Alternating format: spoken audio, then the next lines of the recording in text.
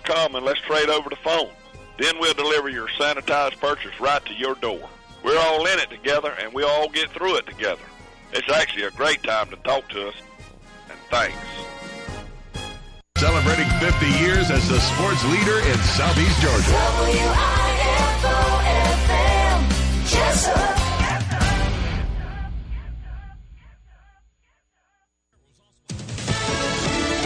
Fox News, I'm Chris Foster. President Trump using Twitter to announce he'll be signing an executive order to suspend immigration into the United States because of the coronavirus pandemic and lost American jobs. Democrats reacting. Congressman Jerry Nadler tweeted President Trump now seeks to distract us from his fumbled COVID-19 response by trying to put the blame on immigrants. And Congressman Joaquin Castro tweeted calling the order an authoritarian-like move to take advantage of a crisis. Fox's Jill Nato. There could be a Senate vote today on putting more money into a program meant to help small businesses keep workers on the payroll. Democrats have been trying to add more help for state and local governments, too. GOP leaders have said they will not support new money for state governments, but a proposal to boost hospital funding by $75 billion with additional money set aside to expand testing appears to be gaining momentum. Fox's Jared Halpern. America's listening to Fox News.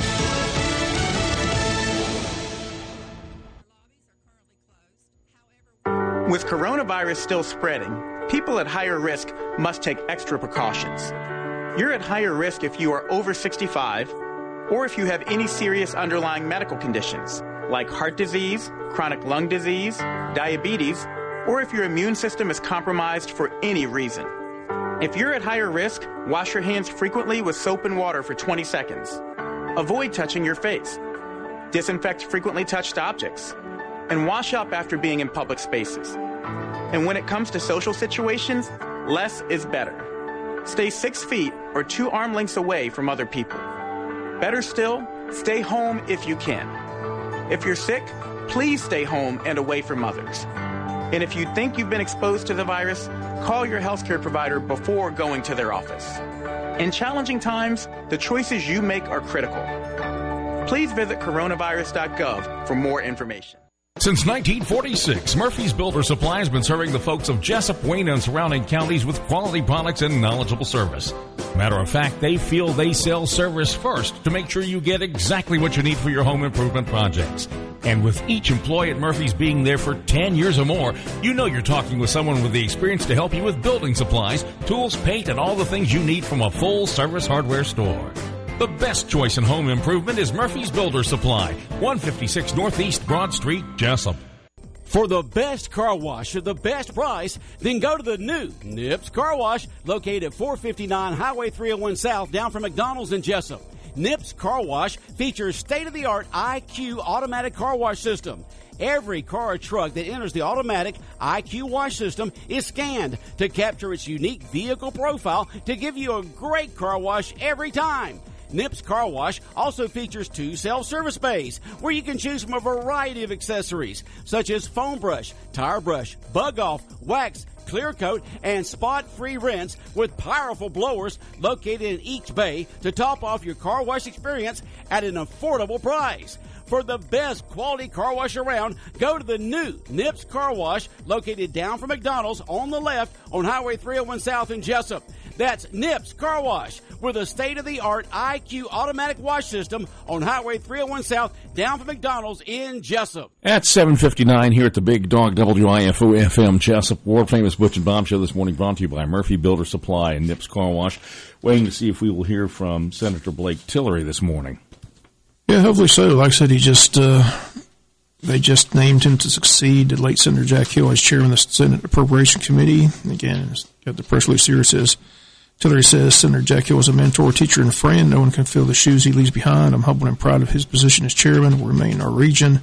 Senator Tillery, in his capacity as vice chairman of the Senate Appropriation Committee, continually demonstrated an eagerness to understand the intricacies of the budget process. That from Lieutenant Governor Jeff Duncan. Coupled with his thoughtful wisdom, he's perfectly poised to lead the Senate Appropriation Committee, especially as we prepare to tackle serious budgetary issues. Duncan says, I'm confident that he will succeed in his new role because of his dedication to thoroughly understanding fiscal issues and his unbridled care for the people of this state. Look forward to continuing to work alongside him to craft budgets that allow our state businesses, programs, and families to prosper. In addition to serving as chairman of the Senate Appropriations Committee, Senator Tillery also serves as vice chairman of the Senate State Institutions and Properties Committee, Secretary of the Judiciary Committee, as well as a member of the Assignments, Economic Development, and Tourism and Reapportionment and Redistricting Committees.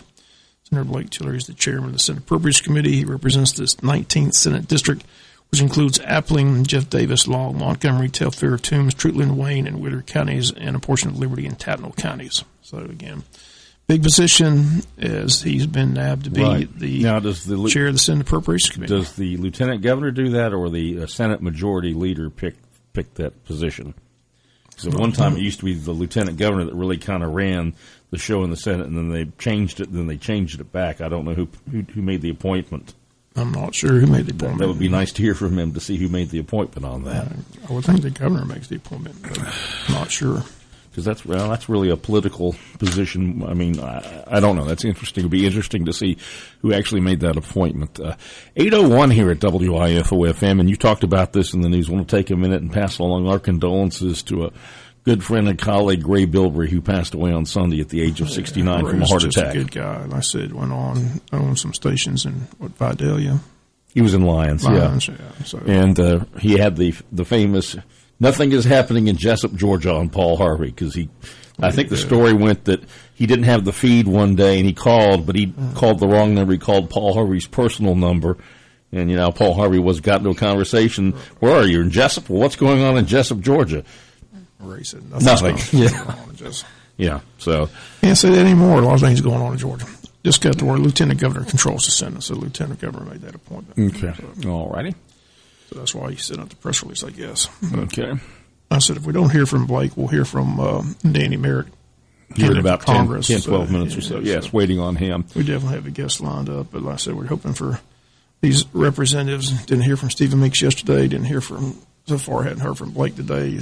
I'm sure Bill will call in tomorrow. So just curious what they're hearing from when they're going to go back to session. I mean, they got to get back to session eventually.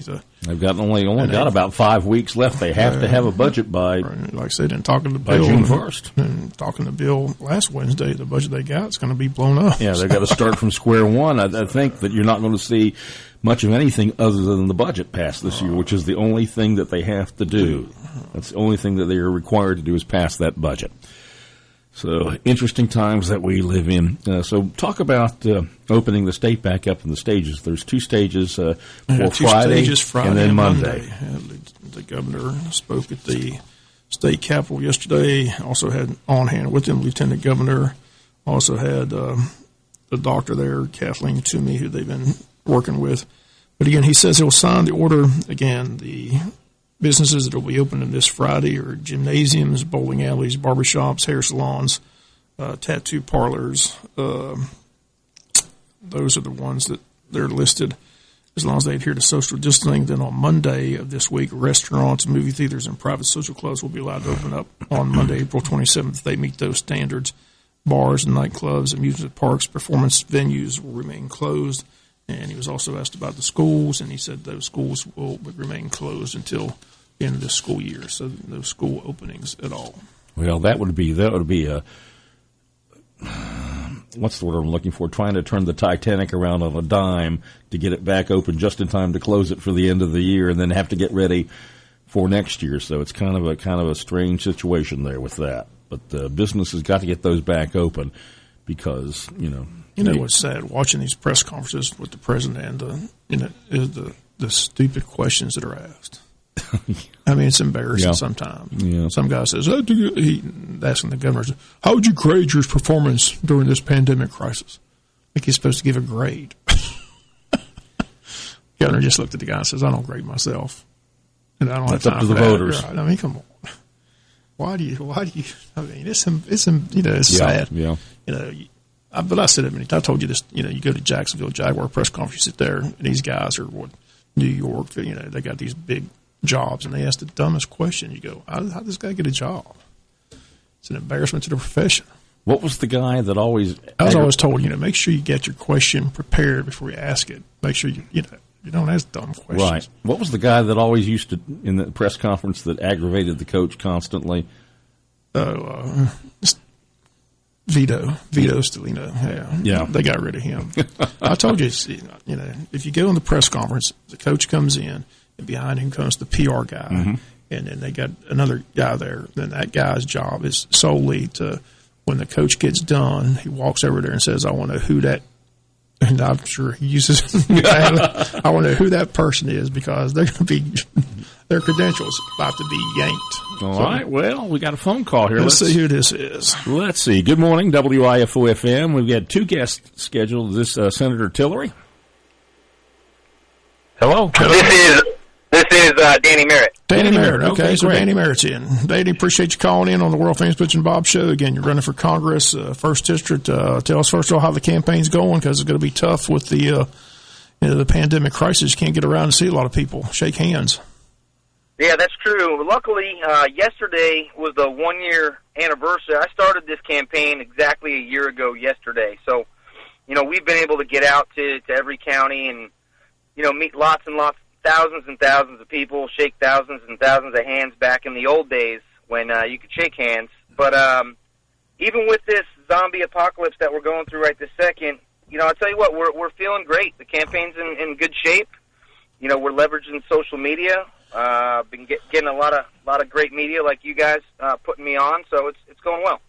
Oh, they pushed the election back to June 9th. Are you confident or feel good about that? Do you think that's a good move? Yeah, I don't think it's necessarily good for me or good for Buddy Carter. I just think we're all in the same boat when it comes to this epidemic right this second. I think Governor Kemp did a great job, leading the fight and starting to open up this economy. We absolutely have to get this economy up and rolling. It's just a tough balance between public safety, short term, and long term, making sure that we're going to be sustaining life. So I think he took a bold move. Well, me and Jonathan have had the privilege of meeting you, but there's a lot of our listeners who do not know who Danny Merritt is. So tell us who Danny Merritt is. Tell us why you're running for this seat in Congress. I appreciate that. So Danny Merritt, I'm the co-founder of 9 Line Apparel here in Savannah, Georgia. I'm an 18-year combat veteran. I'm still in the United States Army today as a Major, United States Army Reserve. I've started 3 small businesses in this district. They've all been successful. What I bring to the table and what I will bring to Washington, D.C. is, another outsider, non-politician going to Washington, D.C. I think we all agree that that's a good thing. I will be wearing my businessman hat. I will be beating the hell out of the insurance companies, which are putting our truck drivers out of business, putting our timber industry out of business. I'll be standing up for a lot of these industries that have had zero representation under Buddy Carter, zero. And I talk about the timber industry a lot. And I talk about the trucking industry a lot. And I think, when you're funded like Buddy Carter is, 97% by dark money, special interest groups, big donor dollars, I'm funded by myself and small donor dollars, lots of small donations all around this district. And I think that's what people want. They want fair, equal, real representation, somebody that they feel like when they meet them, they actually know who they are. And that's exactly, what you see is what you get in Danny Merritt. You mentioned you're a veteran. There's a lot of military places here in the district. You got Fort Stewart, you got the Naval Base in Camden County. Tell us a little bit where you think the military is and your thoughts on veterans. You always hear about veterans not getting the treatment they deserve, as far as benefits and things like that. Yeah, so, the veteran community obviously is near and dear to my heart. That's not a talking point. That's a true story. I've lost more of my own soldiers since I've come home from combat in Iraq 2008 as a platoon leader. I lost almost a tenth of my platoon to suicide. What we're not doing a good job of, right? We're not taking care of service members who go to the VA and end up being a statistic. We need to beef up the VA in terms of mental health and substance abuse, and we need to bridge the gap of where the VA facilities fall short and create public-private partnerships. So, for instance, if you're a soldier and you've been out of the Army for 6 years, your PTSD is killing you, your substance abuse is eating you alive, you got a marital issue, all these things are coming down and you're going to take your own life. You go to the VA for help, they better have it. They better have it. And or people need to get fired. So what I am suggesting is that if a VA facility cannot tackle mental health or substance abuse, then they need to have a private partnership with a voucher program with something that is close, and then they need to track that soldier's success.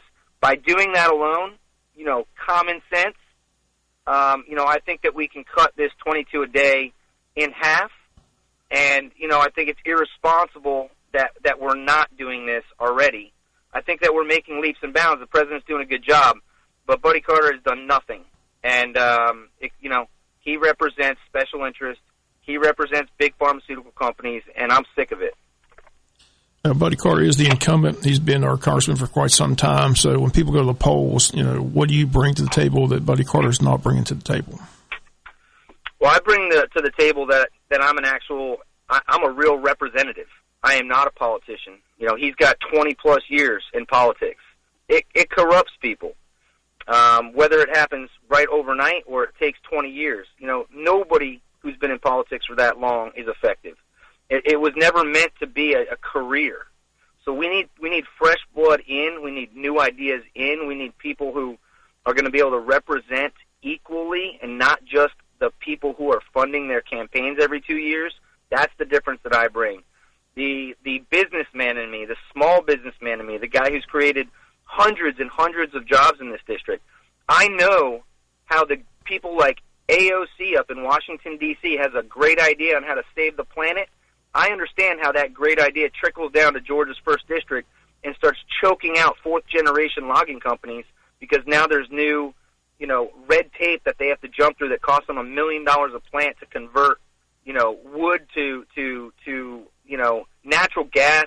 It's just ridiculous. So I know how to protect this district and let them grow and to keep Georgia's 1st District, on track for success and expansion. And I think that's what I'll do.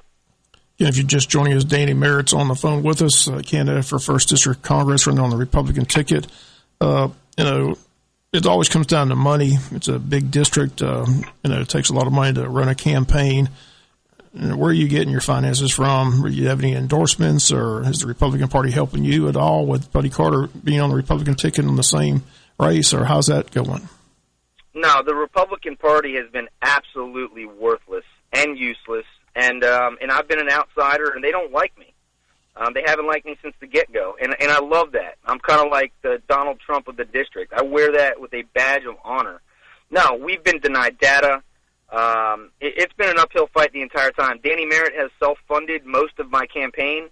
The rest of it has come from small donor dollars. I've gotten a couple people to max me out along the way, but we're going to be outspent. Buddy Carter has millions. He's made zillions of dollars as a sitting congressman so far, which is amazing. But I'll tell you what, we have 400 volunteers. We have people that spent their entire weekend building Merritt for Congress signs and putting them up, all around the district. So we got 400 volunteers. We have team captains in every county. This is a true grassroots versus swamp rat establishment campaign. And, I think we're going to come out on top. I'm very confident. I'm going to get outspent 20-1, and I'm going to win heftily. And it's going to be it's going to have some shock value for the Republican Party that is, in my opinion, is very much needed. You mentioned you're an outsider, so maybe you can help me with this question, because I've asked this question all the time. You look at these salaries of these congressmen. I think it's under $60,000 a year. We've seen former congressmen go up there. Like I said, they all come back. They're all millionaires. How do they do that? I mean, take a look at Buddy Carter, for instance. And I'm not, on a mission to smear him. And I'm just gonna make the inference. Buddy Carter went into Congress 2016 with a net worth of around $16 million. Fast forward 2.5 years later, it was north of 36. So, I don't know. I mean, there's just recently, Buddy Carter has purchased 500-plus acres at a ridiculous rate. They get insider information. It's not against the law, first of all. It's not against the law to use the information that you obtain in Congress to make sure that you're going to financially kill it for you or your family members. But, that doesn't make it right. And, I'll tell you what, I've already made plenty of money in my life. I'm young. I'm in theory retired at 39. And I'm going to D.C., similar to the same way that Donald Trump went to D.C. I've got a great life. I don't have to go to D.C., but I got 4 kids and I care about them. and I'm sick of where I see this country going. And if we don't have more regular people like you and I step up to the plate and start getting things done for the American people, then we're going to fall into the abyss. And so I'm very, very, very lucky to be in the position I am right now. And we need less Buddy Carters, and we need a lot more Danny Merritts, and I think we're going to be in good shape. Somebody out there listening that want to hear more from Danny Merritt or know more about Danny Merritt, do you have a website, or what's your information they can get a hold of you or see more about Danny Merritt? Sure. Yeah, if you go to merritt4congress.com, MERRITT 4congress.com, check out our Facebook page. So every Thursday night on, Merritt for Congress on Facebook, every Thursday night we do a Facebook Live, which gives anybody the opportunity to come online, ask me questions, get solid answers. We've been trying to have a debate with Buddy Carter, but he continues to chicken out. So since we're not able to do that, the only real forum that I have right this second is Facebook and getting on the radio with you all. So merrittforcongress.com is a great place. We're funded by and only, dollars from people here in Georgia. We don't have any dark money, no PACs. So it's either been Danny Merritt dollars or folks that are out there listening. Is there any debate set up at all with, like, just Georgia Public TV have anything scheduled, or any of the Savannah TV stations have anything scheduled, or do you know? We have called every radio station, every TV station. So Buddy Carter does not want to debate me because, like I said before, he's chicken. But secondly, he also doesn't want people to know. It costs a lot of money to get the word out. He doesn't even want people to know that he's happy to know that some people just don't even know I'm running. And that's not good for the district, but that's good for Buddy Carter. But that's kind of who he is anyway. He hasn't spent $1 of his own personal money on his campaign, yet he's made millions. I'd ask everybody to go to opensecrets.org/Buddy Carter. Go see where your donation dollars, whoever donated to Buddy Carter, go see where those dollars went. Country clubs, $40,000 a year. Super high-end restaurants, $30,000 already this quarter. So what I'm saying is we need support. We need volunteers. If you want a yard sign, go to merrittforcongress.com. We will have one brought to your door. If you want to volunteer for the campaign and start making a couple 100,000 phone calls for us, we're interested. I'm going to do a good job. I'm going to go to bed every night proud that I did the right thing for this district, and I'm going to win this primary. I hope everybody goes out and votes for Merritt for Congress on June 9th. Okay. Well, we appreciate you calling in, being here on the World Famous Butch and Bob Show. We'll follow the election closely. Again, seems to be an uphill battle, though, running against an incumbent on that same ticket. Like I said, I've talked to you many times. It seems unusual to see that. You don't see it very often where another candidate is running against the incumbent on the same ticket. But I think you're not the only one. I think there's a third person on the Republican ticket as well. Is that correct? I don't know if he's still running. He could be. I haven't heard anything from him in months and months and months. We'll see. I have to check with Tammy at the probate office to see, because I'm sure she's got the preliminary ballots already. So, but I thought that, maybe I'm mistaken, but I thought there was a third Republican candidate as well in the race. But I haven't heard from him, haven't seen him. So maybe like you said, maybe he's no longer in the race. So we'll have to check. But again, I appreciate you calling in, being on the show. We'll follow the election closely. Wish you the best of luck. And again, appreciate you calling in here on the World Famous Butch and Bob Show. I appreciate it, you guys. Thank you so much. Okay, up. Again, that candidate for Congress, Danny Merritt. So, strong words. Yeah. You know exactly where he stands, apparently. Yeah. I'm sure we'll hear from Buddy Carter, the incumbent, for a response. So, yeah. 8:20. Wasn't expecting.